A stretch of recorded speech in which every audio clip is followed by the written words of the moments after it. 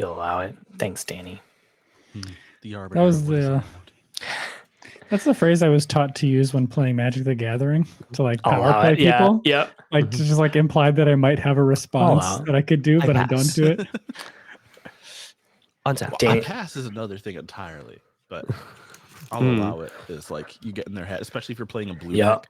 Yeah. I'll allow Black decks to a slightly lesser degree, but definitely. Sure. Dude, every time How many counters do I have in my hand? Every time I'm checking out at like a Walmart or Target, I feel like an ex-addict. I see the magic packs and I'm like, no, don't do it. Yo, I got spending an unreasonable amount of money on the Lord of the Rings set. I was literally just about to say when that comes out, I'm 100% getting back into Magic. I've been seeing all the like art preview and the card previews, and I'm like, you have a chance to get the One Ring, guys. Yeah, just out of a fool's hope for the One Ring. Oh yeah, there's only one of them. Three of us right? are each buying a box, in and the we're language opening. of Mordor, there's only one. There's gonna be it's gonna be kind of a standard card in English, but there'll be a single language of Mordor. Like a Mordor art one or whatever. Oh, jeez, that's so what'd you say, cool. Like there's gonna be like a special art one. Yeah, it's like a special edition card. So it's like the full art fetch lands in the Zendikar set. Except way more valuable because it does only work. Like it'll probably fairly immediately be worth somewhere in the neighborhood of the Black Lotus. Yeah, Danny, I feel like you're not hearing us. They're literally only printing one copy of a single copy of that card. I am put into a random pack. I am actively like avoiding talking about this because I don't want to get back into Magic. Okay, well, it's happening. So you could pull it. That could be you, Nick. It's happening. Nick. All right, everybody. Welcome to another episode of Flying Bison Podcast. We're going to just jump into it because today is a very special episode. We announced last week that our very own Monroe got an incredible new job, and because of that, needs to take a little bit of a break from the Flying Bison Podcast. It's bittersweet because we are going to miss her dearly, but we know that this job is an incredible opportunity, and focusing on herself and listeners focusing on yourself is always the most important thing. So we wish Monroe the best, and we're sad she's gone. So today's episode is going to be hopefully a tribute episode to a beloved character. And because of that, I really want to make sure that we stick the landing on that. So this episode is going to be a little bit closer to Osa's last test, where we left some room for improv. But I've got a little bit more of a heavy hand on where this episode is going because we want to make sure that we send Leeko off well. In the tradition of an episode that focuses on a singular character in the Avatar world, I have already named this episode. And a pun would not do. And so without further ado, the Flying Bison Podcast presents Leeko Alone. The scene opens on a wooden shack in a dense jungle. The walls are riddled with holes, and quickly the door swings open and a hooded figure is dragging two bodies out of the house. The figure continues dragging them until they get to a giant banyan tree, seemingly in the heart of this jungle. The figure finds a small opening in some of the gnarled roots before pushing them aside to reveal a passage traveling deep underneath the tree. We shift now to a wide open cavern, and underneath we can see ancient roots crisscrossing every way.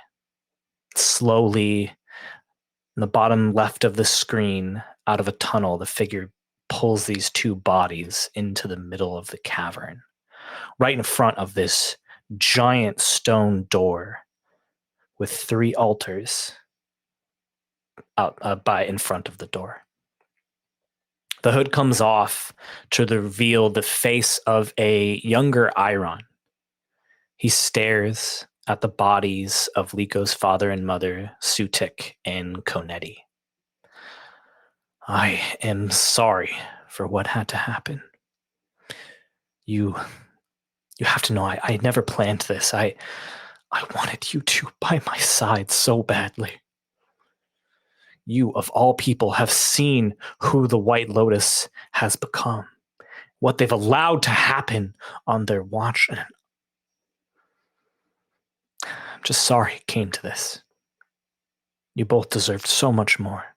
Leeko deserves so much more.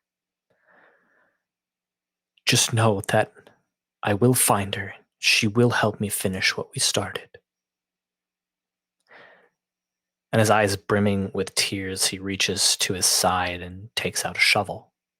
He begins digging and eventually digs 2 holes in which he lowers the bodies of his former friends.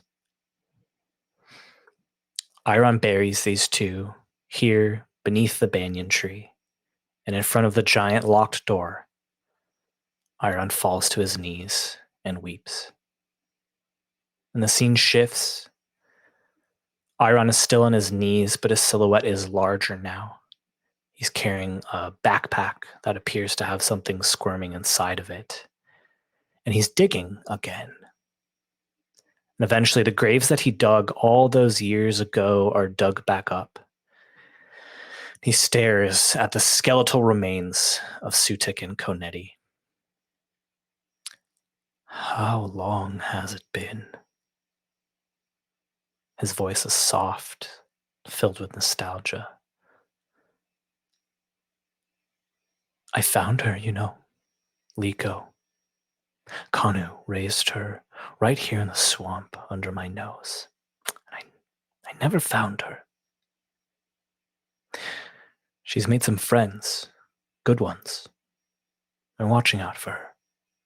And she is so strong, Konetti, just like you were. And I've seen that even when she doubts, she figures out what she's sure of. And Sutek, you would be so proud of her. I wish that the 2 of you could see her. Well, he pauses. Perhaps if all goes according to plan, you will. You recognize this, don't you? And out of that same pack and that same place where he pulled that shovel out years ago, he pulls a sword hilt, holds it in front of him. The jewel in the center of the hilt glows red briefly and begins subtly vibrating in its place. I have to thank my friend Batok for taking this from that insufferable eye song. I had no need of it. It was just collecting dust, but me? This will open the way to a new future. And I have you and your family to thank for that. He stares at the skeletons in front of him, pulls the sword around. Thankfully, there's just enough of your blood that this should still work. And he holds the sword over the 2 bodies. And nothing happens for a moment before the skeletons begin vibrating in sync with the jewel in the hilt.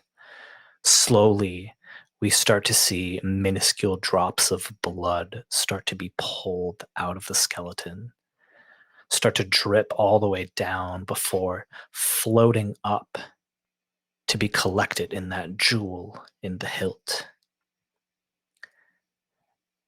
And when all the blood coalesces into this jewel, it glows brightly for a second and then fades.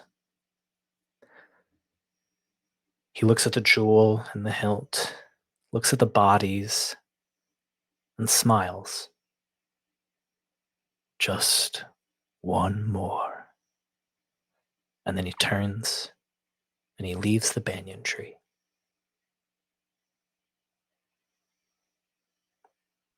The scene fades to black. It's some weeks now after the assault on Kyoshi Island. We open on a bustling street In an overcrowded city, merchants are hawking their wares. There's a group of kids who are earthbending a stone ball down the street, playing some sort of version of Earth Nation kickball with it. Text appears on the lower third. It says, Ba Sing Se, 4 months till the day that stars fall. Leeko, you are wandering through the streets, trying to avoid getting dust on you, an impossible task here in the lower ring. Your thoughts are racing. They have been ever since you did what you did to Kaavo. Because something hasn't quite sat right with you since that day. You all cleaned up Kyoshi Island. Rosic is still missing. And you all made your way back here to Ba Sing Se. Your friends all think that the threat is over, that you've won, and it's time now to relax. But something has been nagging you because you feel, no, it's more than a feeling. You know that Kaavo isn't dead. This feeling started when your dreams started changing. First, you chalked it up to all the things that you and your friends have been through. But as the dreams got more and more real, you started seeing things that hadn't happened yet. The one image that has stuck in your mind is of you holding a blood red sword over your head, and as you raise it, your body begins disintegrating, slowly being pulled into a jewel in the hilt of the sword, before the entire blade takes on this seemingly contradictory, bright and yet somehow dull red hue. And in this dream, as your chi and your being merge completely with this sword, you know that this sword can hurt anything, even spirits. The sword then clatters to the ground, and a hand picks it up, holds it in front of his face. It is iron, but it's not an iron that we've seen before. Those same cracks that you saw in Kaavo are now on iron. It looks as though a corruption has ravaged his body.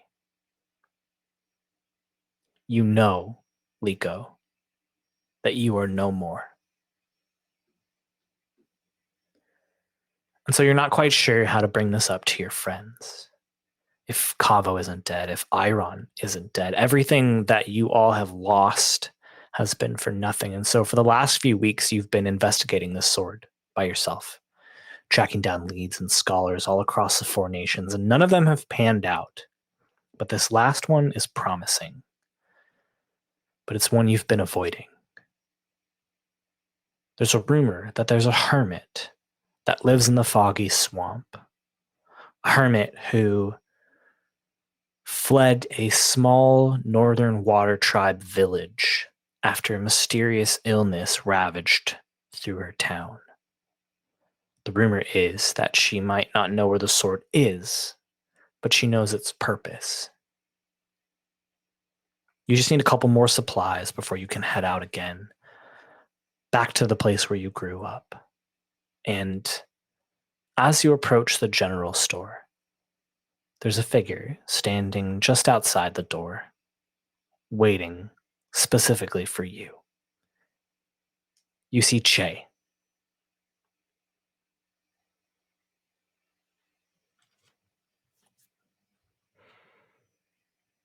Hey, Hey, you stalking me now? hey, you're the one who got here after me. That kind of infers that you were following me. Just Mm, throwing it out there. yeah.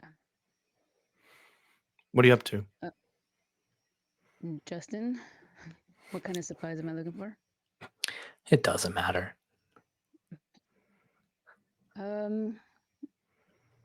I think I just want to find some more vials of water.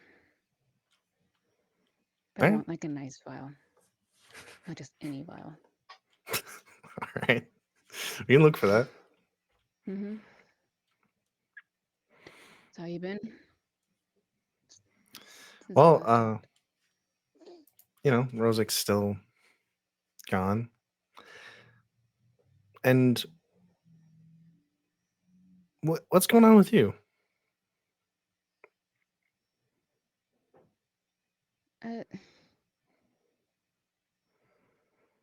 Nothing. I just, as I start walking around in the store, not making eye contact with him,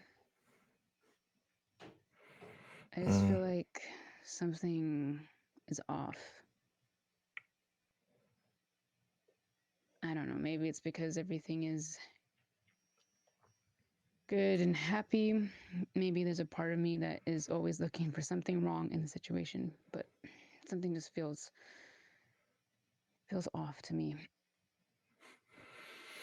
I can't seem to shake it.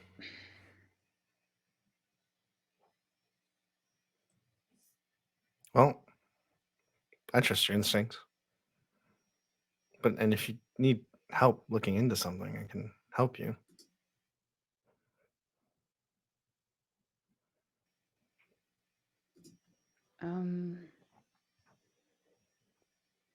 Well, okay. I've been having these nightmares. And I don't really know what exactly happens in them. I just remember images of a sword, a red sword, and I disappear into it.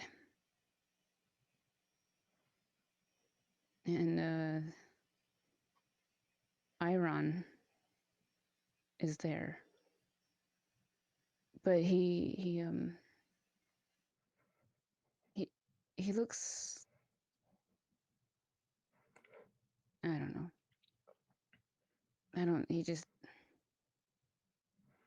Is he like a Grim Reaper or something to take you to the next life, or? no, he looks a lot like, well, let's just say he's got some dark matter in between the cracks. Yeah. I'll step up closer to Leeko and put a hand on her shoulder and one on her hand. She's like reaching out to grab something. I'm not very good at the spirit stuff. But I don't know. Maybe we can ask somebody who would know more, know how to interpret that. I don't know. I guess we avoid blades for a little while, especially ominous red ones. Try to learn more. Yeah. I don't know. It just I didn't get it once. I got it multiple times, Jay. Yeah, it sounds like some spirit stuff. But I think I'd die. You're not going to die. I will not let that happen. You say that, but you don't really know. Hey, I can melt Earth again. All right, we're fine. We got this. I hope you're right. Well, maybe you're right. Maybe I can't guarantee anything. I actually can't, but I'll be there. And I'll fight for you. until it all goes away.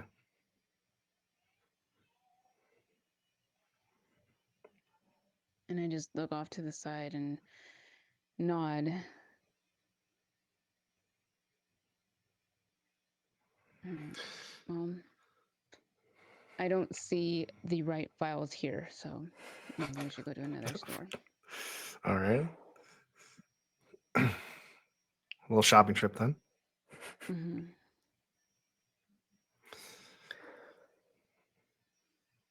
And you spend some time, and eventually you get all the supplies that you need in order to search for this hermit in the foggy swamp. And Leeko, it is your decision. Do you go alone? Or do you bring Che? Do you bring Ren? Do you bring Sho? So, oh, excuse me. Where are we staying at? We're at our house, right? Yeah, you guys still have that house in the upper ring of Ba Sing Se. Okay. So, Leeko's in her room, and I'm kind of packing up, and I would assume that I hear footsteps coming in. Justin, who could it be? Yeah, I think we've talked to Che. I think Ren. Maybe you're walking, and who knows where Ren's mental state is these weeks after. I think Ren looks a bit sleepless. Partly why his footsteps were so pronounced. Like it's a little bit of like a awkward walk shuffle. And he rubs his eyes and peeks into your room. Hey guys, anybody hungry? Now you know that Ren has been eating pretty much nonstop during this entire several-week period. And it has been quite a chore to keep the pantry full. I just close up my bag and I say, No, it's all yours, Ren. Okay. Let me know if you want anything in particular, or I'll just keep getting the same stuff.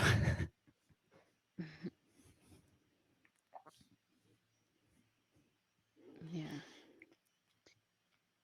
So I look like I'm about to say something, but I decide not to instead. And I pat you on the shoulder, and I start to make my way out the door. You guys running errands too? With my back towards him. Something like that. Just don't be gone long this time.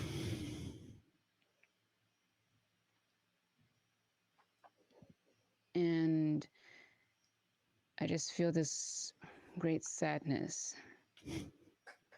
And I really try hard not to tear up. And I say, I'll try my best. And I start to take a few steps. And then I turn around and I say, Ren, do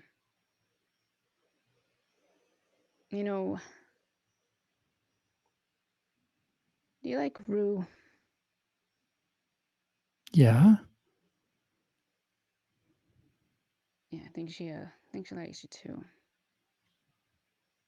After all this time, you think? In a weird way. Okay. In her own little Rue way. Did she tell you that? That's good. No. Oh. But I can tell. I can tell. Okay. Ren, if something were to happen to me, like in the future, like this is just a scenario.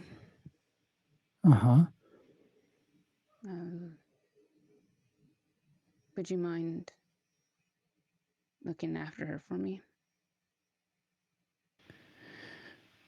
Yeah, I can do that. But don't do anything. Don't let anything happen to you. Like I said, it was this random scenario of something that could happen in the future when I'm old and gray, maybe.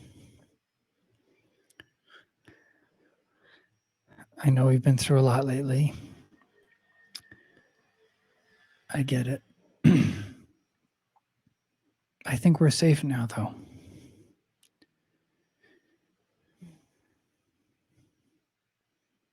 Okay. I'll go eat more food. Yeah, I gotta do my errands. See you soon. So I turn around and I just start walking.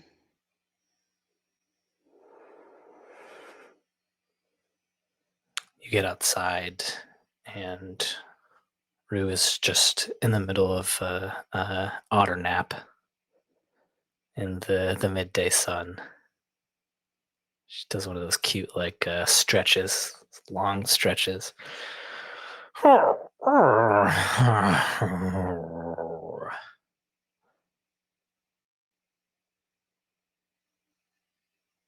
Hey, Rue. You ready?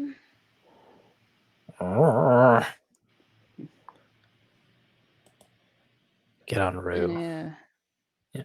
I don't get on her yet. I just kind of put my bag on her. And I go inside to look for Che. Where's Che? Actually, as you kind of put your bag on Rue, you kind of look over, and Che is fully dressed, with a pack sitting next to him, leaning against Rue, sleeping. Mm. Okay. So I just kind of nudge you on your shoulder. Okay, we're going. Sorry. So you're one of those boyfriends that just sticks around all the time, aren't you? I mean, as much as I can. Good. Well, also third time's the charm, right? You're leaving the group. This is the third time. I think I'm going to come along this time. Wouldn't have it any other way. Good. And once I secure my bag, and I think about it for a little while, and I tell you, I think I forgot something. So I run inside, and I go, Ren. Ren is like back in there. He had quickly grabbed something from the closest possible shack. He has always the shortest route possible. He's not been particular about what he gets. It's kind of the lowest cost, greasiest, intersection of lobster and pork. Yeah. And he's mid mouthful, a little bit grease faced. Yeah.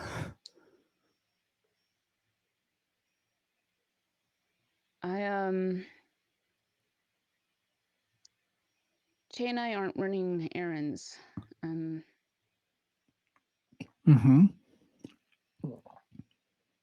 There's something I have to do.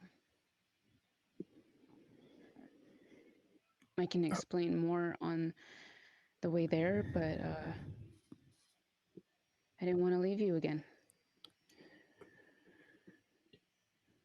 Ren's face suddenly shifts to one of alertness and tenderness. Okay, I'll get my stuff. He gets up, not letting go of his lobster pork. And he emerges a moment later from his room with his satchel. don't know if you intended, but a avatar lobster pig is a terrifying animal. But like, kind of delicious sounding, you know? Kind of delicious. It sounds delicious, but uncooked and alive, it sounds like a absolutely horrid nightmare. Terrifying. Just very eldritch. Brindlewood Bay throwback. Sorry. Yeah, that's what took Oni.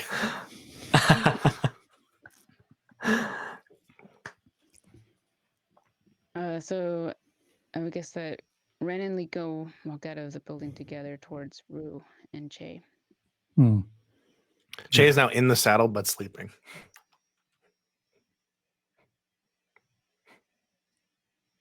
And then I just hop on.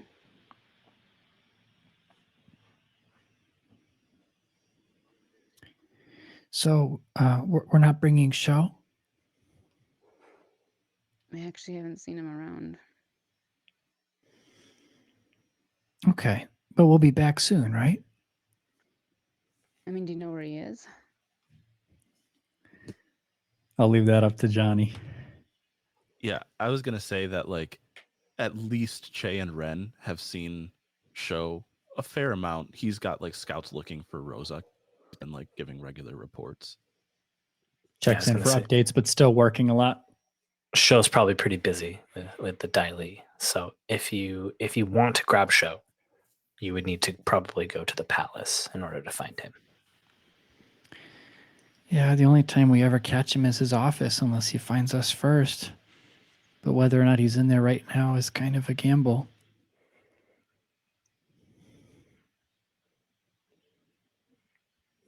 Okay, well, maybe we should go just to tell him where we're at. Sure. You know, okay. That way, if we need help or something, he's always been there. While we're on the subject, where are we at? Where are we going? We're in our backyard. Oh, where are we going? I don't know either, actually. I'm just here. And with that, I say home, and Rue just takes off. And we are on our way to Shoban. I think at this point, too, that the palace has created a like opening for you for like Rue to like land in towards the top. So that way you can leave and go quickly and easily. And it's close. It's close to Shoban's office. It's close to the Earth King as well. Okay, so once we land there, I say, anyone know where Show's office is? As you guys are landing, like as you're asking this, you see Shoban is like walking out with like a stack of papers. He looks utterly exhausted. He's just like, I'm so sorry, you guys. Still no word. I've sent out messengers to see if the scouts have seen anything, but I don't know yet. Hey, if he doesn't want to be found, he's not going to be. Don't worry about it, Sean. I feel like he needs our help. I want to find him. Yeah, but he really doesn't want it. So, regardless, are you guys going somewhere? I haven't seen all three of you in Rue in what, 3 weeks? Yeah. Stuff has been going on, and I need to find out what's wrong. So I'm headed back to Foggy Swamp. Okay.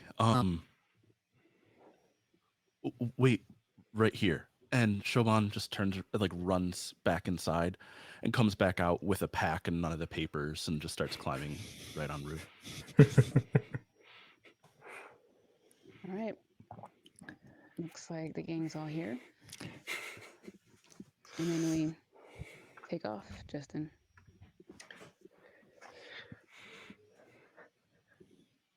You fly out of the Earth Palace and begin making your way to the Foggy Swamp. And it takes you a day or two to get there. So I don't know if there's any conversation that you have.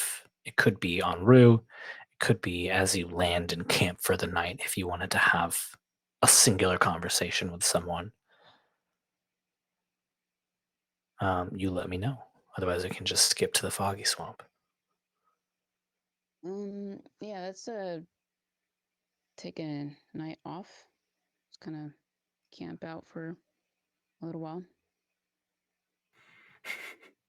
I bend up a an enclosure for us that looks strangely outhouse-like, but very large. Outhouse-like. Like a large outhouse. And Leeko, who are you planning to talk to? If it is one person or if it's multiple, everybody. I would think that Leeko's probably the type of person who wouldn't go up to someone to have a Yeah. conversation. Yeah. But I think she has, if I remember correctly, she has like a dragon medallion or something. Or did she have something from season 1? I know you had a tattoo. I know I have that on my head, but I thought she had something that she carried with her, that her aunt gave her. Didn't she? I Or remember something like that too. This sounds familiar. I agree. Sounds familiar. Yeah, I think you had As far some as sort I'm of medallion. concerned, Yeah. Yeah. Rule of cool. You can have whatever Sure. you want. This is your episode. In fact, you know what? You GM this episode. I'm just gonna sit back here. I thought like she had one. So yeah, let's just have. I'll be laying down, just kind of looking at it,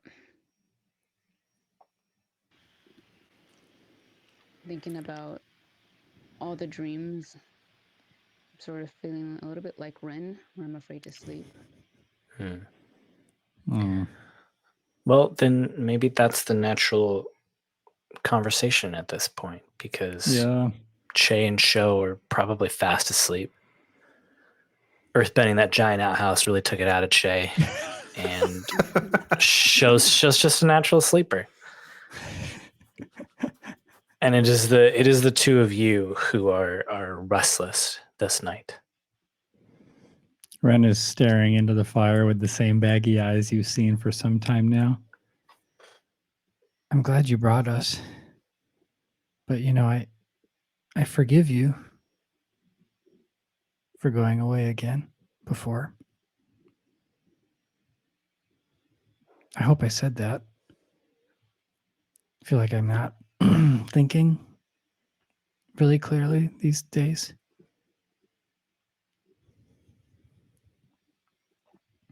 I'm sorry.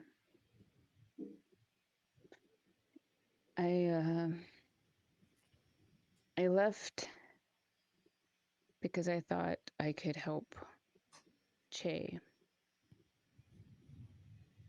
And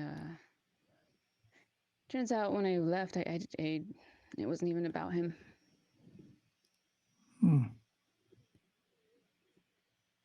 So, What was it about? Me. I don't know. It was just about how I've been holding myself back, and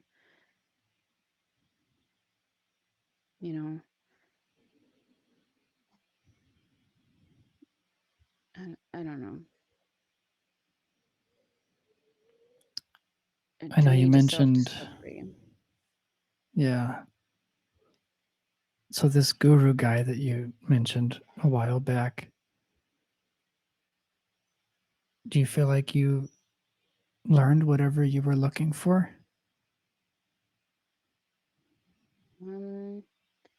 I was looking for a way to help Che, but it turns out Che had it in him all along. I didn't find what I was looking for, but it didn't mean I didn't find what I needed to.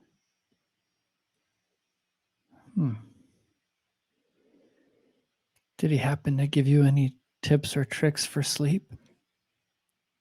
Absolutely not. Okay. Just curious. Are you okay?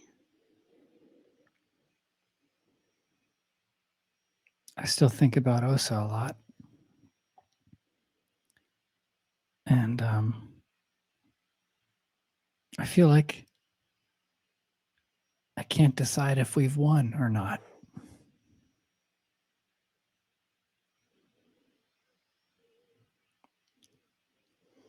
That's the thing, isn't it?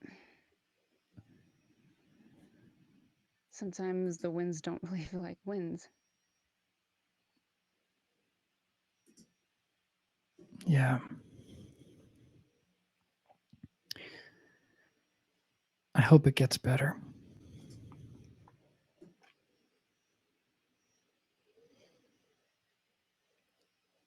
Yeah.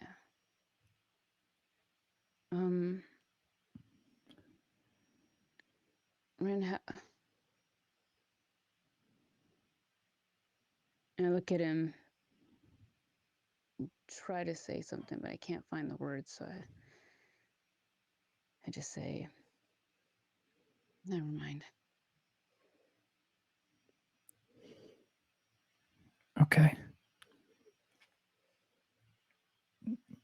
Yeah, maybe if you think of it later, tell me then.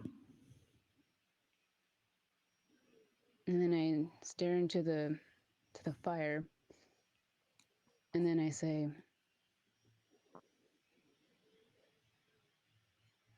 how does it feel to know where you came from?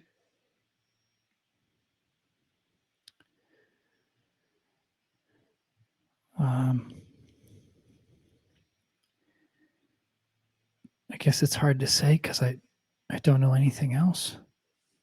But in my case, I really don't like where I came from. Sometimes I wish that I didn't know.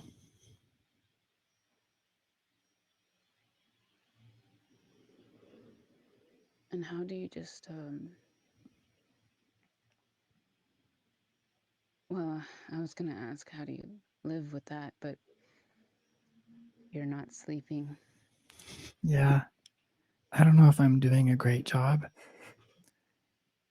but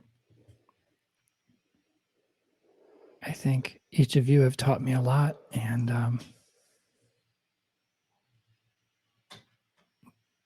being with you helps. You know, I never knew where exactly I came from. And when I was younger, I thought that it was okay. Like I didn't need to know. But the older that I get, it just feels like a really big piece of me that's missing. Which sounds silly because lots of people don't know where they came from.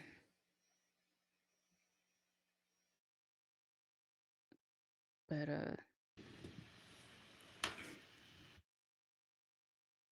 it's a really big deal for me. And I didn't know it.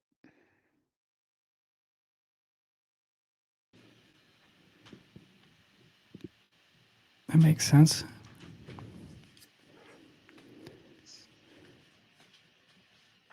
Sometimes I wonder who I really am.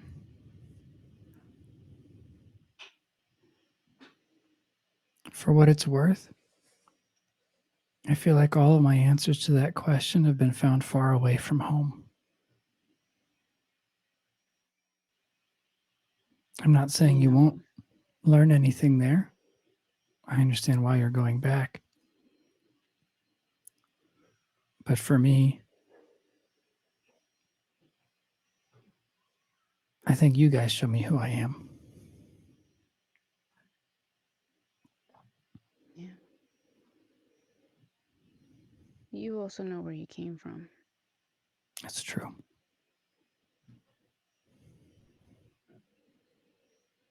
Well, maybe we'll find what you're looking for. And I look down and I shuffle with the ground a bit with my boots. And I say,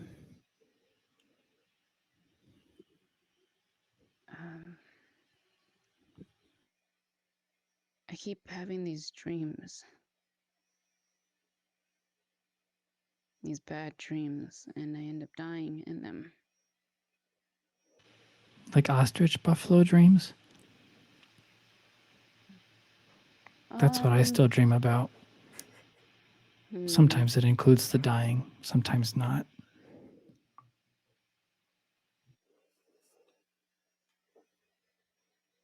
And I was about to tell him everything, and I decided to just pat him on the back and say, yeah, like that, like ostrich buffaloes.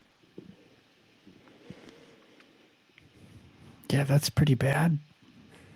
I'm sorry you've got it too.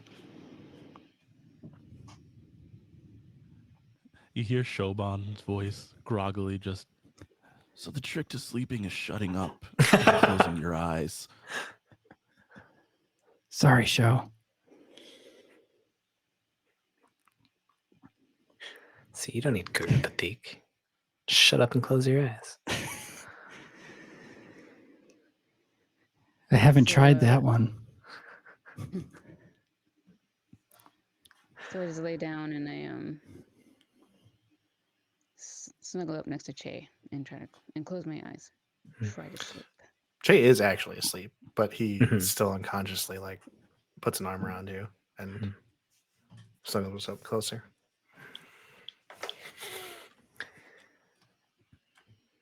And as everyone tries to get a good night's sleep, the night passes. It's morning, you get on Rue and continue on your way to the foggy swamp. And you find yourself moving to the directions, or trying to follow the directions to where this hermit might live. Hermits don't have like an address, so you've got like a vague sense of where she might be. But you spend, you get there, early in the morning, early afternoon, and spend a few hours trying to search for this hermit's shack. And eventually you find it. It is up on a lone hill next to a giant tree that's encompassing it with its giant palm branches. And Leeko, as you look at this house, as you're back here in your home, the sense of finality washes over you, as though this is the first step towards where you have always been moving.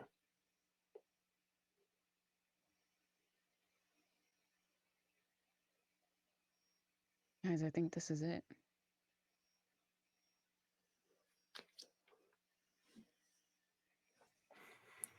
Cool. Let's take her down. I'm a little hesitant going in. Like my legs are shaking. She's probably in the saddle behind you. So reach forward and kind of like hold the reins with you if I can, like that far forward. And I don't like make any move to like make you, land or anything like that, but just to steady you.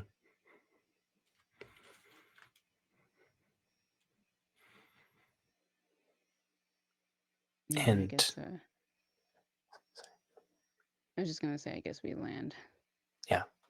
And with Che's comfort, you land Rue a little bit away from the shack and begin making your way up to it.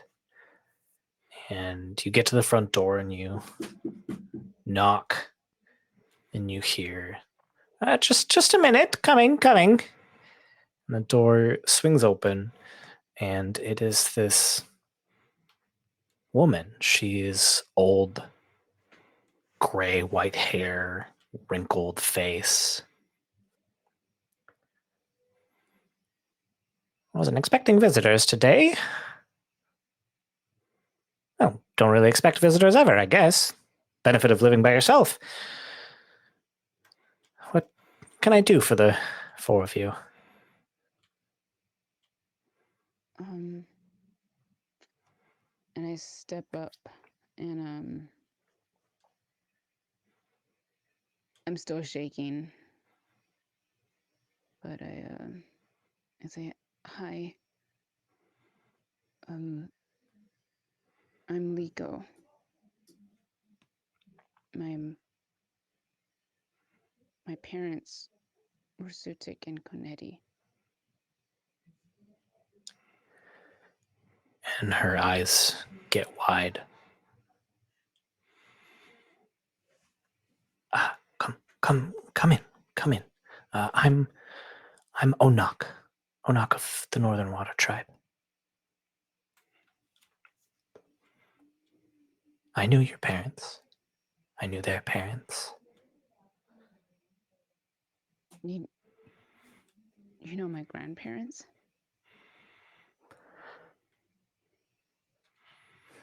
She smiles. We all lived in the same village. Come in. I'm making tea. Thank you. This is Che. And I Hello. point to Ren. This is Ren. Hi. And this is Shoban. He gives a slight bow. And there usually is another, but he's not here today.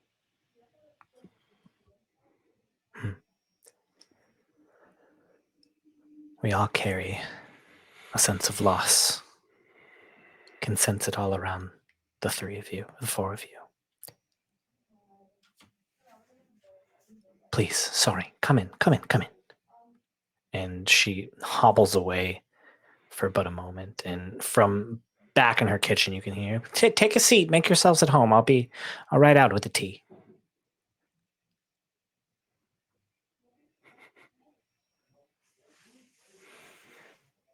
We all sit on a couch. Yeah. It's a little too small for all 4 of us. And it's a little the damp. The awkwardness of that. Yeah.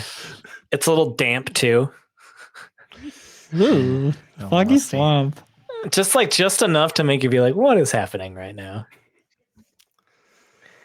And eventually she comes back. She's carrying a tray with a teapot and 5 tea glasses, and she sets it on her table and takes a seat in her chair as the 4 of you are scrunched up on a singular couch.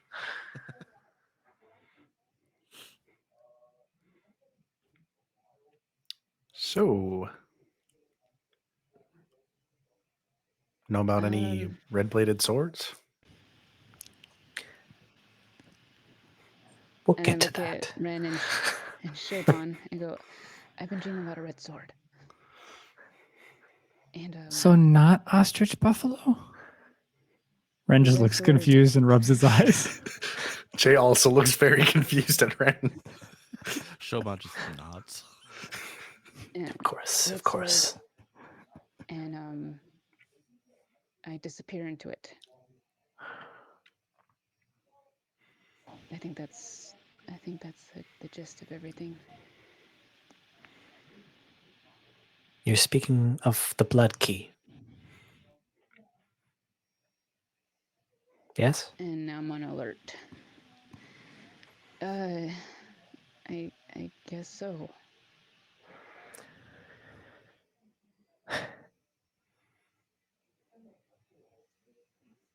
I'll answer your questions.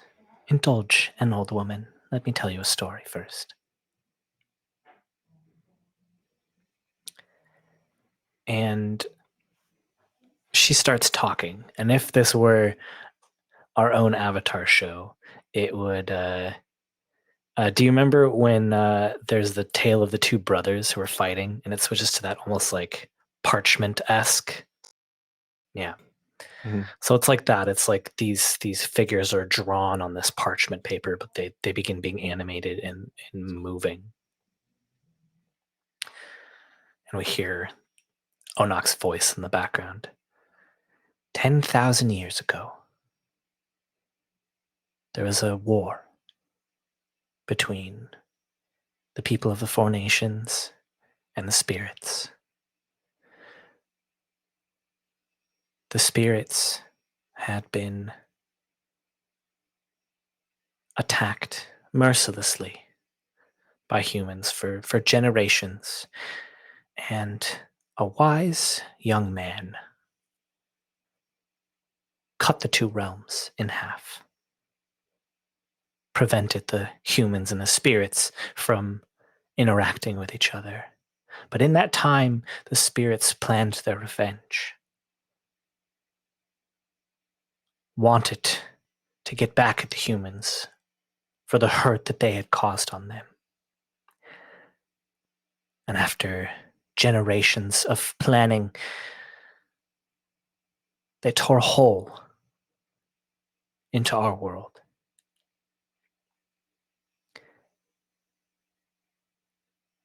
And so many lives were lost.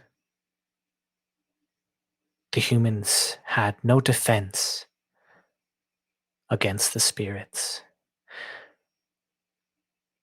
Small villages were completely decimated.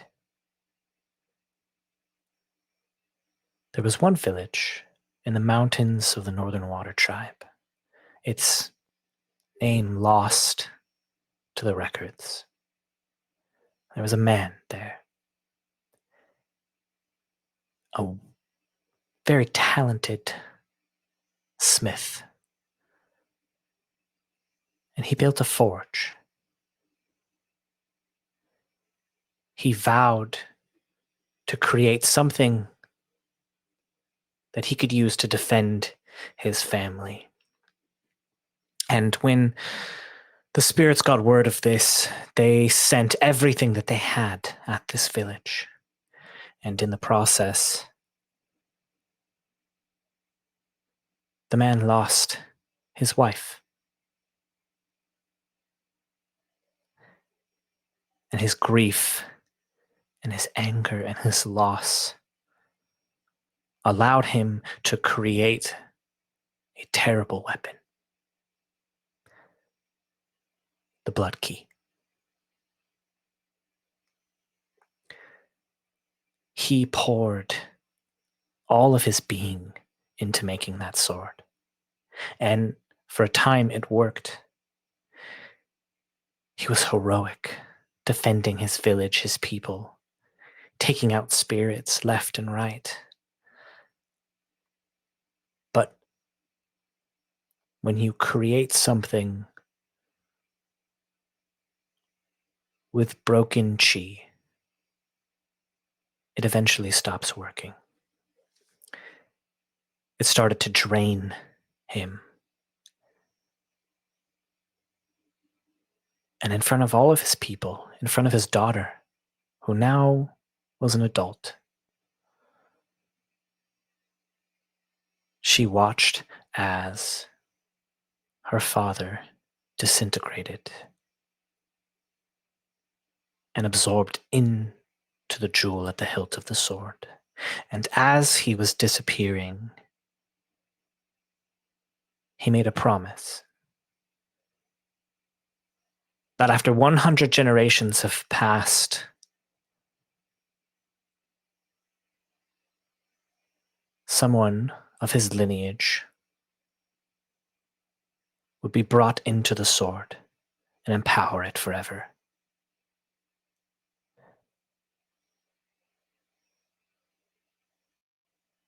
At this point in time, the war between the humans and the spirits had waned. The spirits went back to the spirit world. And there was peace. But the blacksmith's daughter, always cautious, worried that the spirits would come back, took up her father's sword.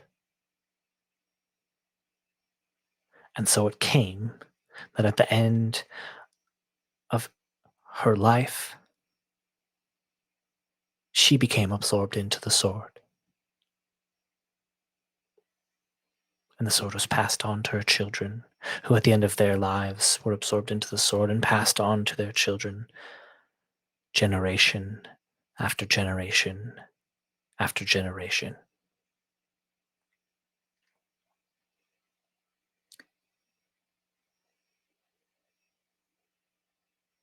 I grew up in that village. I grew up with your parents, Leeko. Your parents were the 99th generation.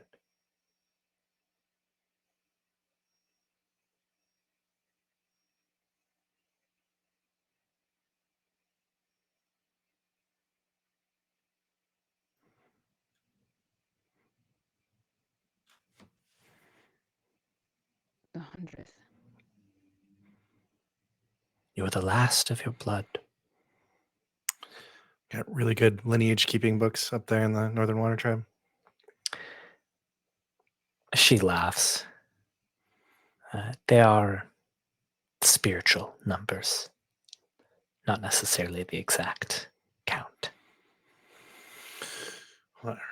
Well, okay. So obvious answer. We just destroy the stupid hilt that's in Ren's bag, and we don't have to worry about this.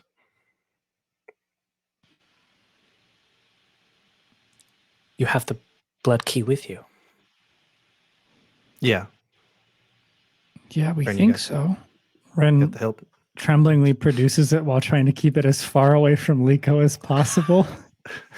Jay will snatch it out of your hand really quick as he gets up. Yeah. And he'll walk over to like the corner of the room. And I don't know if there's like a finished floor in here. Probably not. Yeah, no. So I'll just bend some dirt straight up from the ground and just start compressing it and melting it into lava. Wow. So we just melt this thing, and then there's no issue. There's no bad dreams. There's nothing to worry about. Case cut and dry. You'll find that lava will not accomplish what you were looking for. If you're looking to destroy the sword, the only place to do it is back in the forge where it was created. Of course. I do it anyways. You throw the lava on it, and you wait for what seems like test it. You wait for Just what seems double-checking. like way too much time, and then you pull the lava away.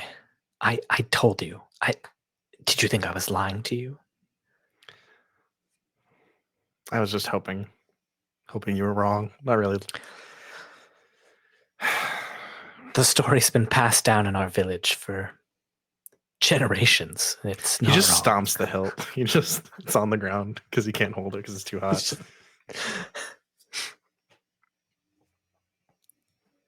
If you are interested in destroying it, you'll have to go back. It has a new name now. The village in the mountains is now called Spirit's End. Of course it is.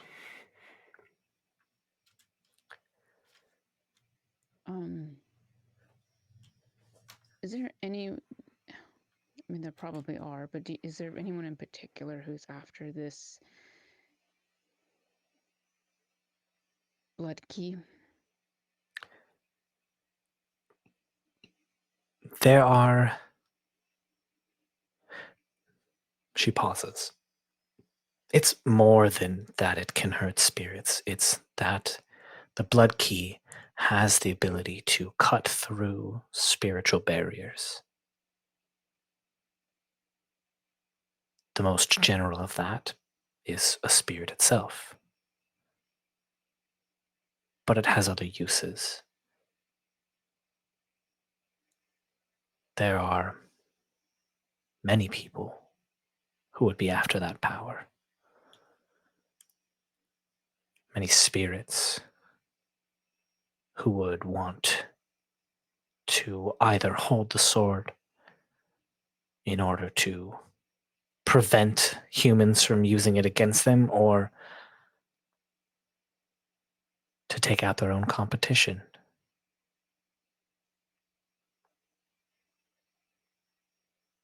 And you're saying that my family, they're they're in this sword. Their spirit.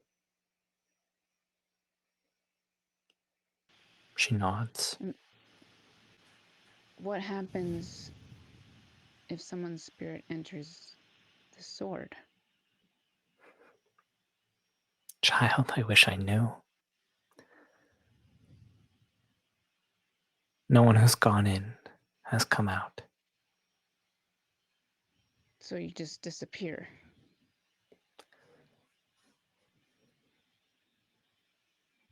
And you can't come back. It is final. And I look at Shay and I go, just like my dream. Hey, that's not going to happen. We're going to go to the forge and we're going to destroy this thing. And then, you know, maybe we'll free 99 generations worth of your family's spirits. Again, not the actual number. It's more representational of like a long time.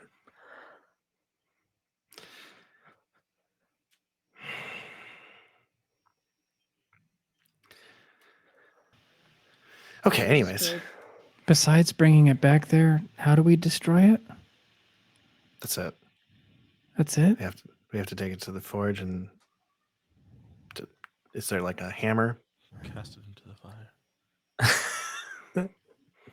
He just couldn't help himself.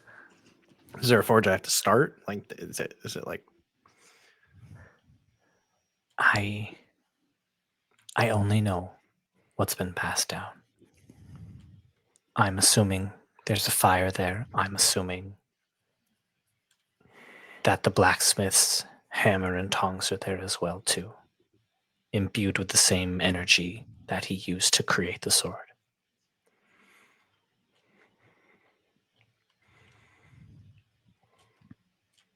And to be clear, the sword was made with lots of hate and vengeance? She looks at you, Ren. Yes, but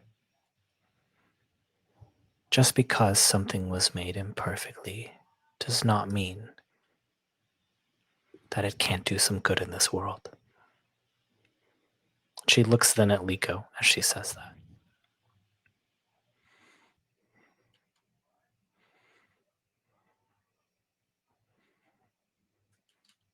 Okay. I have one last question. What can you tell me about Iron?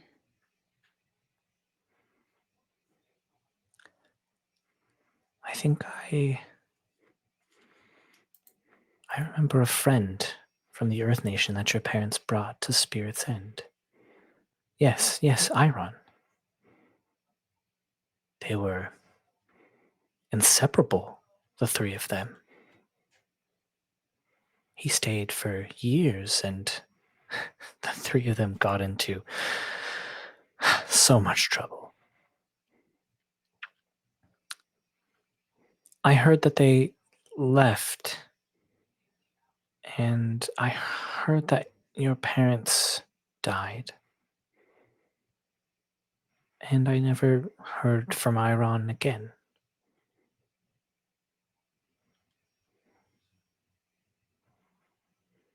What would happen, or what is your opinion if you found out he was still alive? He always seemed very gregarious. He became somewhat of the follower in the group, always listening to Sutek and Konetti. But he did have a look in his eye as though he wasn't just acquiescing to what other people did. It was like he was planning everything, figuring out when to give up and when to say just the right phrase to get Sutek or Konetti to agree with him. He was a smart one, that Iron.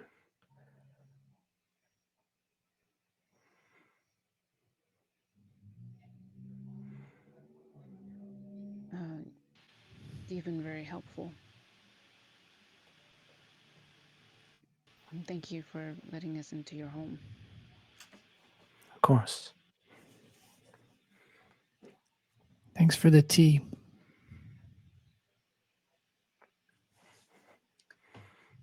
Anytime. She smiles.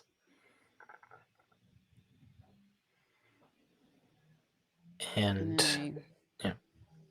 I get up and I start to make my way towards the door.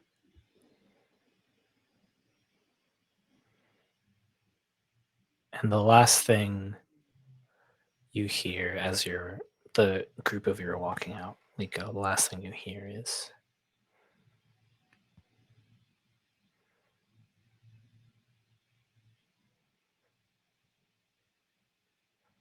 "We're very proud of you. You were always destined for great things. No matter what you choose."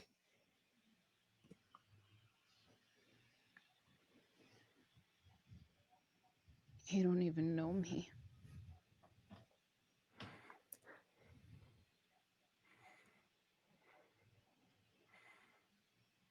You know that's not true.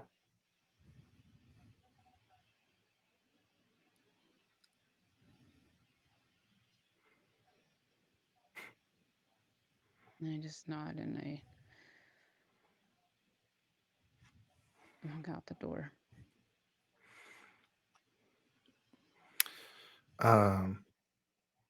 Chase stays to the inside of the room to the left of the door.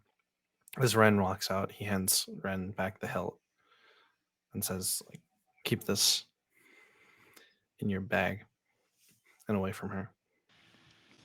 Will do. And as Ren and Sho file out, he'll turn to this lady. "You don't know her, and she isn't some tool to complete some story for whatever you people that failed her left for her."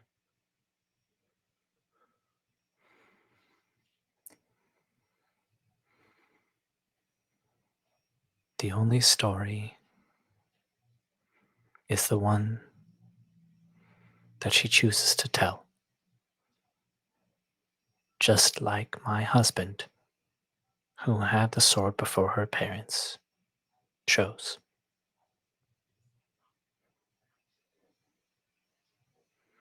Does it feel like a lot of choosing is going on? It feels like that. When you get to one of those moments, you'll know.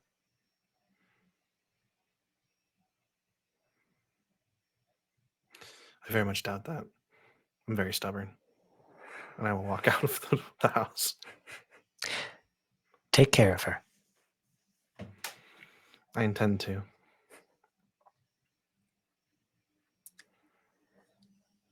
You leave, get en route, and begin the long journey back to the Northern Water Tribe. The directions that Onak gave you are further north, past Ankela in the mountains. And it takes you, obviously, quite a long time to get there. A few days at least.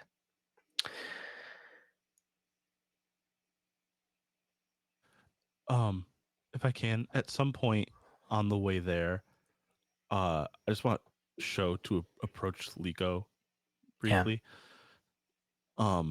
So he walks up and he goes, all this talk about everything happening makes me realize that I never properly apologized for just kind of your arm.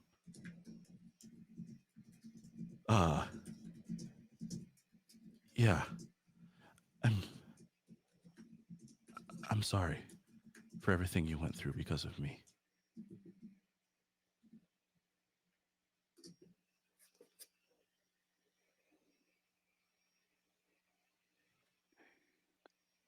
It's not your fault that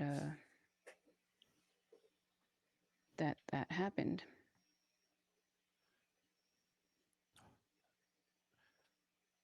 But it is my fault that I rushed in instead of waiting to make sure what I did wouldn't hurt anyone I cared about. And just whatever happens, I've got you.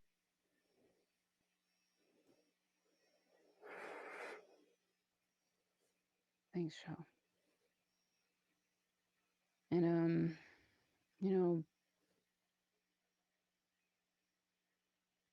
I'm sorry too.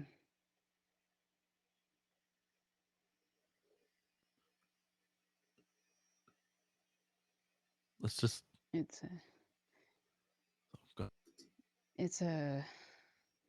It's hard sometimes to see you. Not because of who you are, but just it's a lot of stuff, just reminds me of something I've been trying to get away from, move past. Yeah. Well, how about this? We figure all this out, and then we figure out how to leave it all behind us together, okay? Sounds good. Good. Where's Che? In and out house. Yeah, while this conversation's going, the Che conversation's happening too. Che conversation. Yeah, you were having a conversation with and then I come out of the house. Okay, sorry. Yeah, I wasn't sure what was going on. I was like, what is this happening? What was happening? Yeah, no, and this that makes sense. And this Johnny intended it to happen right as Che was leaving or something. No, that's great. Yeah, you saw Che go to the bathroom. You're like, now's my opportunity to apologize. Excellent.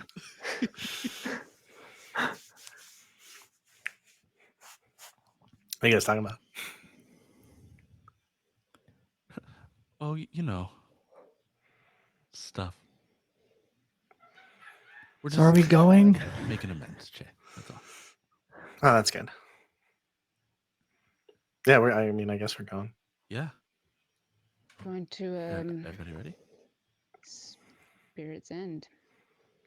Seems like a very happy place. Yeah, it's super not ominous, not at all, even a little bit. Very welcoming. Ren has saddled up as far away as possible from you, Leeko. As we're climbing onto Rue, I say to Che, you guys really had me believing that Osa was the only one with weird stuff going on for a while. No, we all got weird stuff. It's just his is the weirdest. I don't know if that's true, man. Osa, then Leeko, then... The next thought is kind of harder to determine, but those two very clear. You continue on the journey, and eventually you make your way into the mountains of the Northern Water Tribe. As you are approaching the village of Spirit's End, you can see that the village has not seen people for some time. Most of the houses are in ruin, and it is empty, save for a singular figure standing in the middle of the village. And maybe a mile or two behind them, you can see that there is a cave entrance. That must be where the forge is. So you land on the other side of the village. And as you begin walking up, you get closer to this figure, and you can see that it is Iron. And as you get closer, you realize that something is terribly, terribly wrong with him. This sense of foreboding, anxiety, and dread overtakes you as those same cracks and lines that you saw in Kaavo now adorn Iron's broken face. He's just standing in the middle of this empty village. Houses decimated surrounding him. Didn't you bring down the cave on him, Leeko? Actually, I thought I did worse. Yeah, that's not Iron. I don't think it really matters what you did, Leeko. I shoot a bomb at him. I don't. Screw this. It No questions asked. hits just- him in the chest and explodes, and when the dust settles, he is there unfazed. I don't know if that makes me feel better or worse. Honestly, I just had to do it. Welcome. I bet you're surprised to see me here.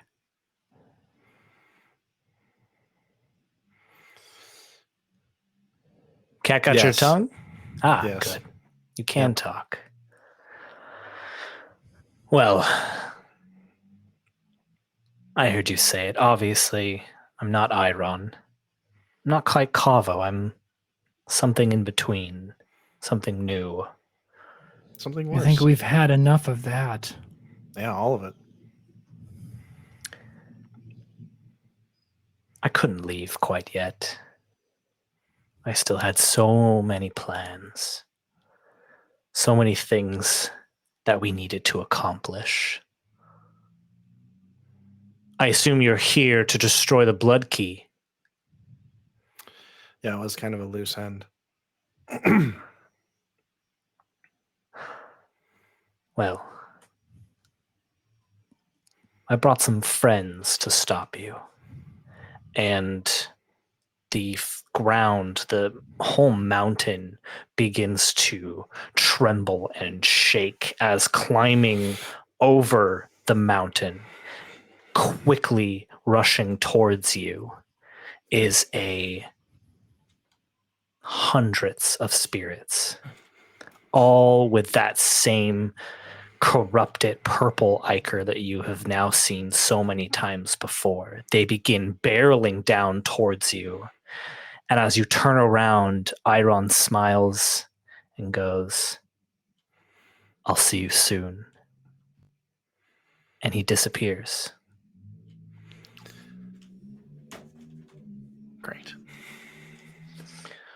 What do you all do as the spirits begin rushing They're towards you? coming up the mountain towards us, or are we on like Up generally and down, just and like surrounding us? yeah, surrounding you. Pretty much the only way is into the forge. Okay, we head towards the forge, but I'll motion to show. I'm assuming these homes are made out of stone. Some of them are made of ice as well. Whatever stone, like I can see or manage in, Yeah. in like my vicinity, I start lifting and bringing with us, and I motion Yeah. to show to do the same. Yeah. I think Shoban was already in the process of like taking whatever stones Che had not grabbed and just trying to make like a wall that he's like kind of moving, like a moving wall behind. Yep. Oh, yeah, that's way cooler. We do that. instead. That's cool. You do that, and as this wave of spirits hits the wall, it stops them for a moment, and very quickly they just rush past it. There are too many of them. There's like this like bat that comes like flying towards you all, and Bren, maybe you like knock it out of the sky with one of your weapons.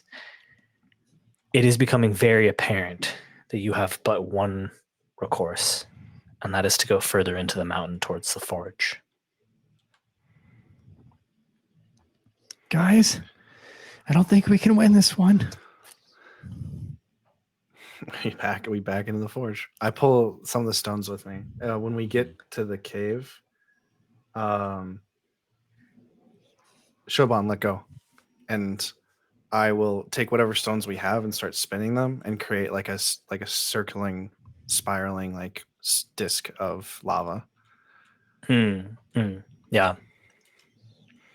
You do that. You continue to run back into the forge, and that lava disc, that lava star, holds them for a moment. Just enough time for you to get to the forge. You see now this massive cavern, and at the end of it, this ginormous obsidian forge. It is unlit currently, and next to it you see smithing tools.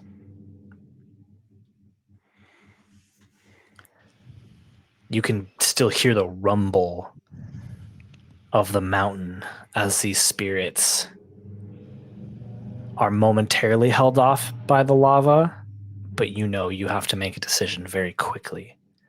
Otherwise, is there like it won't coal work. or wood or anything like that in here? There can be. Yeah. There's also, there's is this probably some mountain? coal. Is this cave made out of actual stone? Yeah. Yeah. Okay. Then, sorry. I was just gonna say, like, I think Shoban, I start gathering wood and coal, the forge with it, and even though I can't magma bend, glass bending, you still have to get the rock really hot, so I get it hot enough to ignite. Hot enough. Yeah. I think between the two of you, especially with the magma and the glass, you guys can light this forge. And as it's lit, you look at Ren, who has this sword hilt in his pack. You look at Leeko. And then you look down towards the cave entrance and can see that there are still hundreds of spirits that are rushing towards you. And as the earthbenders in the group, you are probably the most qualified to keep them at bay. I turn to Leeko and Ren, and I'm like, you guys destroy the sword, we'll hold them off. And he will reach out to Leeko's hand to squeeze it. And let's go, and moves on. Yeah. So I let go, and I take one last look at Che, and then I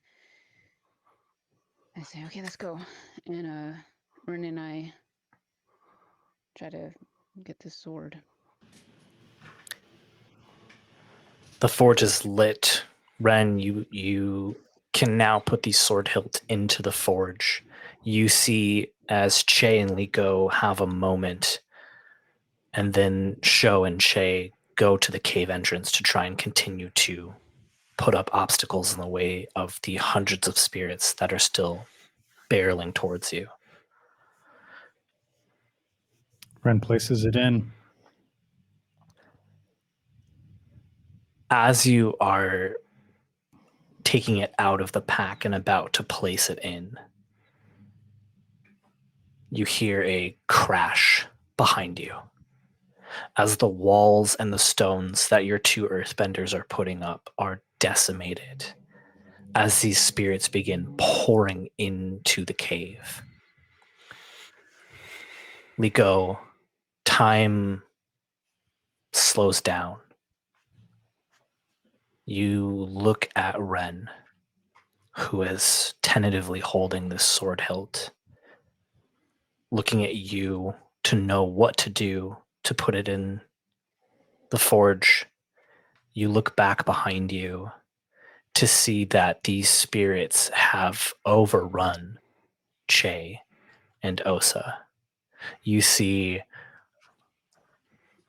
a dozen or so flying spirits that are just dive bombing Sho. Sho's just like curled into his rock armor, just trying to keep himself safe. As this giant crab comes up behind Che, when Che is like trying to throw off these other spirits, you see this giant corrupted spirit with these claws come up behind Che, grab both of his arms and lift him up into the air and begin pulling. Leeko, do you think you should use the sword?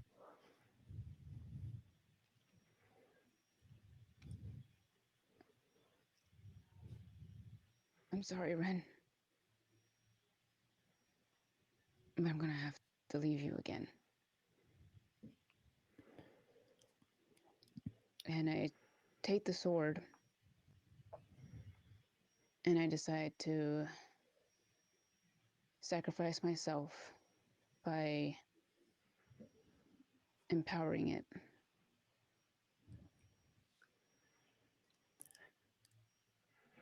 Leeko, you What are grab you the doing? sword. You grab the sword from Ren's hand. Focus all of your chi and mental energy into this thing, and nothing happens for a moment. And then something clicks in your head. You feel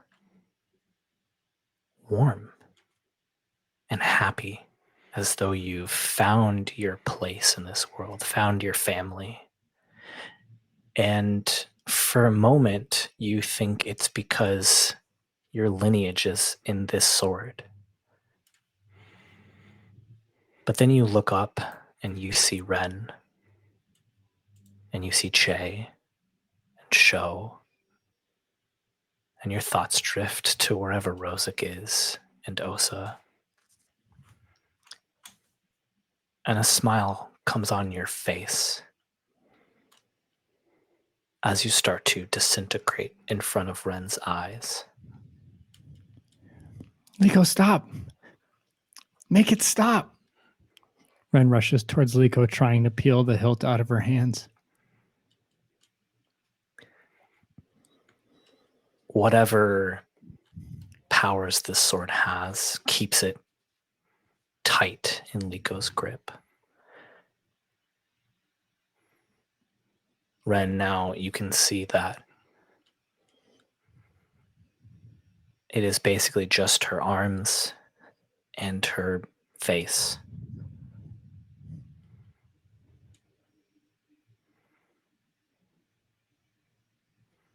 Leeko, what is the last thing you say to Ren?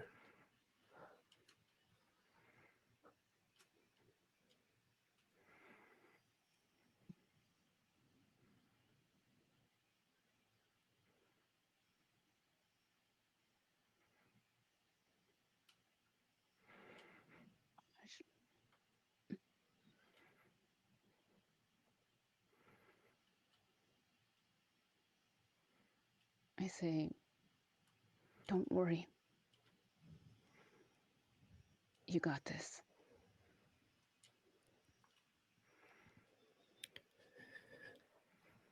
And there is a blinding red light. And when your eyes adjust to Ren, Leeko is no longer there. The sword hilt now lays at your feet, but it is no longer just a sword hilt.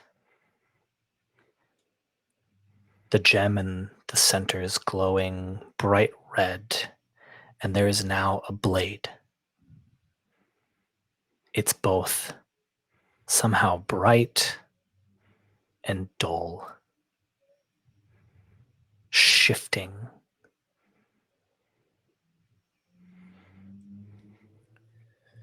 And when you look back at the cave entrance, Sho and Che are safe. The light from the sword and the energy released has killed the spirits attacking them. They're hurt, obviously. They're like on the ground panting. But the three of you are safe in this room now. Tremblingly, Ren picks up the sword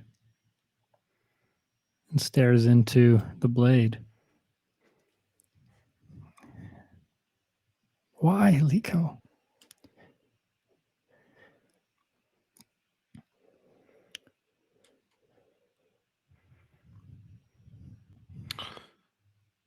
I walk up to Ren.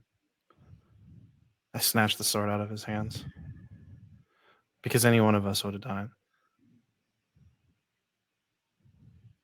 Let's go.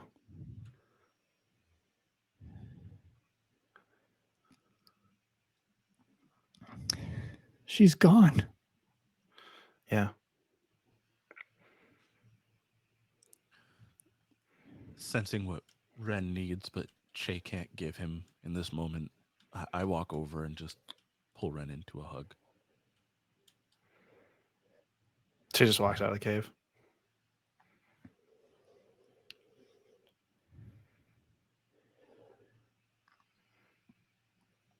I pull away from you, Ren. He shouldn't be alone. Let's go.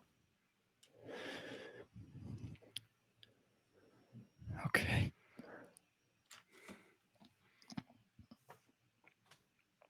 You walk outside of the cave, and landing in front of you is Rue.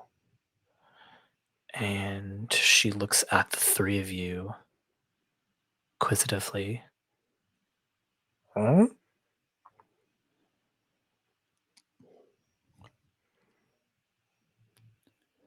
I held my hand up to her. She pulls away. I'm sorry, girl.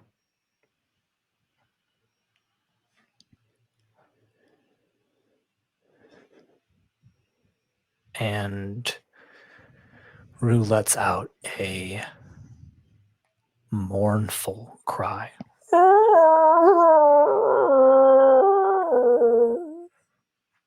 That just echoes off of the mountains.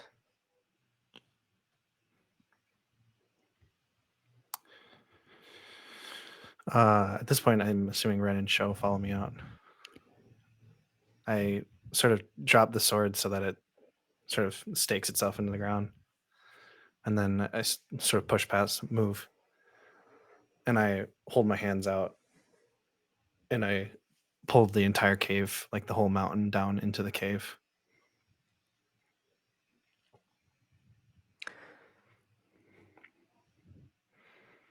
The cave collapses so that no one else can find this forge ever again. This wasn't supposed to happen. Nope. This wasn't supposed to happen. It was not. I put a hand on Ren's shoulder. I think she's been telling you this was going to happen for days.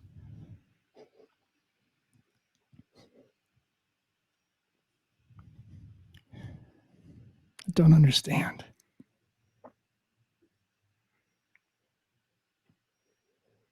Couldn't we have run from this? You think Leeko was going to run?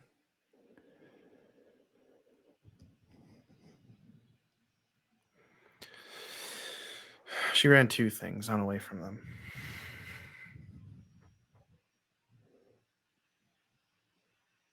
I don't understand. What? Shouldn't we still get rid of the sword? No. Carries whatever's left of Leeko in it. No one's going to get rid of the sword. And if that story is true, this might be the only thing capable of ending all of this. Right? I mean... But she's trapped in there. We don't know what it's like. We don't know. You're right, Ren.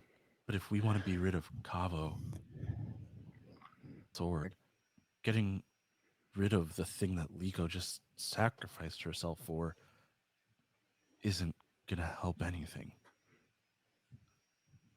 At the mention of Kaavo's name, Ren's face goes white with rage.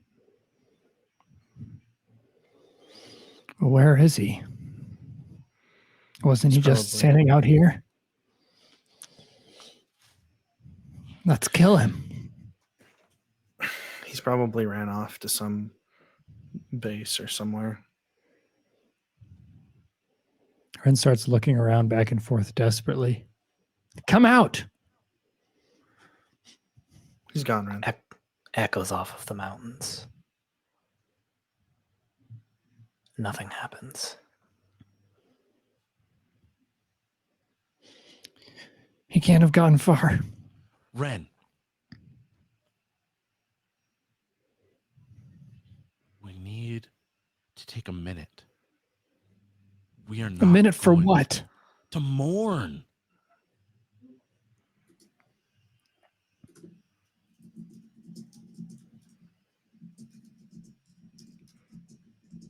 Kaavo isn't here anymore. We need to go back to Ba Sing Se to regroup, to collect ourselves, to find the right way. And maybe if we do that, maybe there's a way Osa can bring her back. But we're not going to figure all of that out right now. That's right. We're going to figure out where Kaavo is. And we're going to say hello. Che has wrapped up the sword in like a pack blanket at this point and has made like a little strap. He puts it over his shoulder. Sho just walks up to Rue. Rue, I am so sorry Leeko's gone. But will you take us home?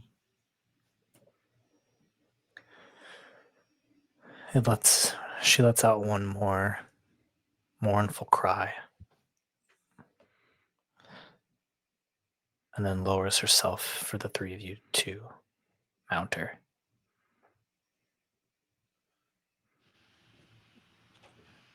Considering both of their opposite, though tenuous emotional states, Sho's going to get in front to guide Rue home. Makes sense.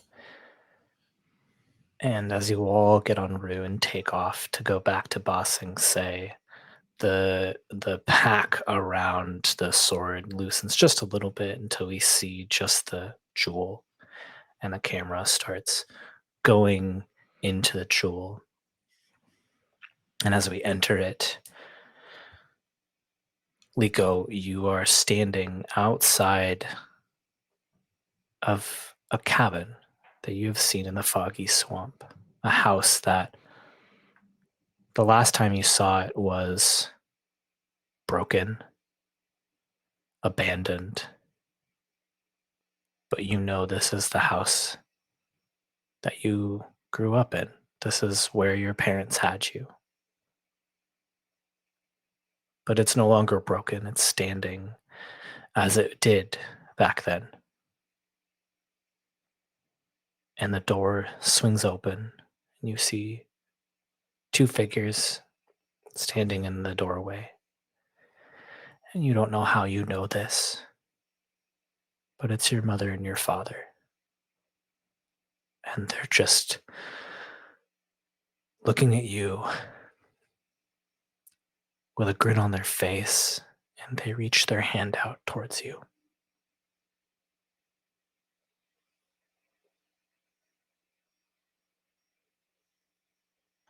Mom? She takes your hand and pulls you into a hug. Oh, my water lily. We are so sorry for everything that happened to you.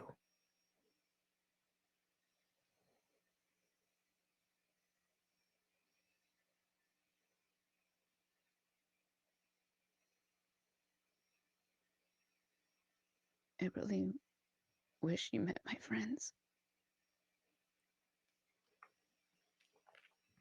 And Sutik smiles and he puts his hand on your shoulder. We've been with you almost this entire time, Leeko. We saw them. And we saw you.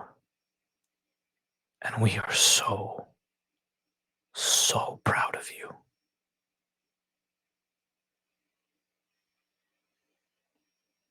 And he joins the hug.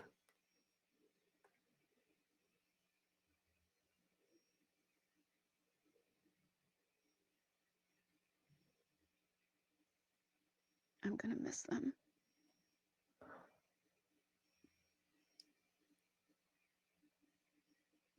Is there a way I could, if you were with me,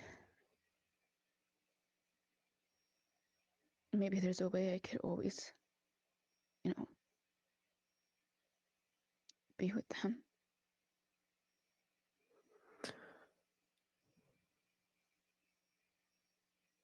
And the image shifts a little bit. You feel something move and you look back out the doorway to where the foggy swamp would be, but this time you see your friends. They're riding on Rue. They're riding away from a mountain.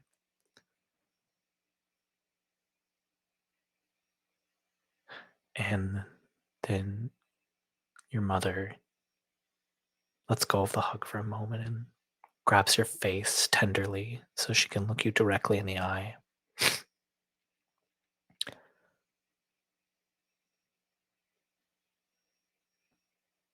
When your love is as strong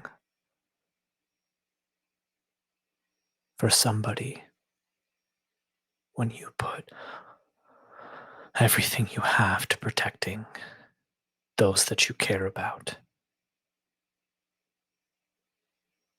you will always be there with them.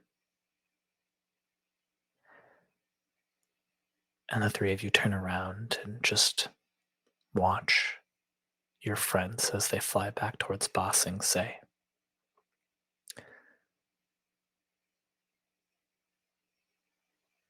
And the scene goes to black.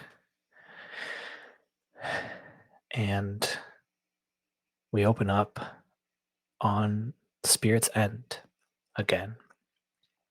But this time this village is not in ruin. It has been rebuilt. The cave is still collapsed. And there are people milling about. And before, where we saw the figure of Iron standing in the center of the village, it looks like another figure, but as the camera gets closer, we realize that it is a statue, a stone statue of Leeko. And there are kids running around, and there's an older man who's just sort of standing in front of the statue looking up at it. And one of the kids accidentally runs into this figure. Oh, sorry, mister. We were just playing tag. And then the child gets quiet.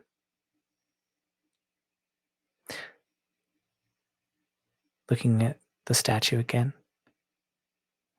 And the camera shifts up to see, and we see an old chainel launcher.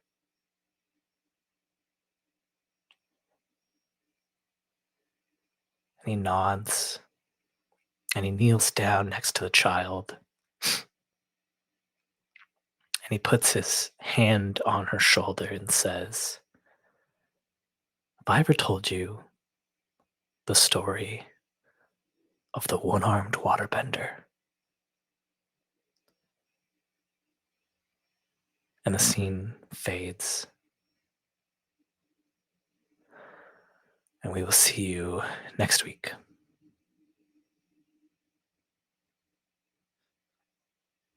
Wow.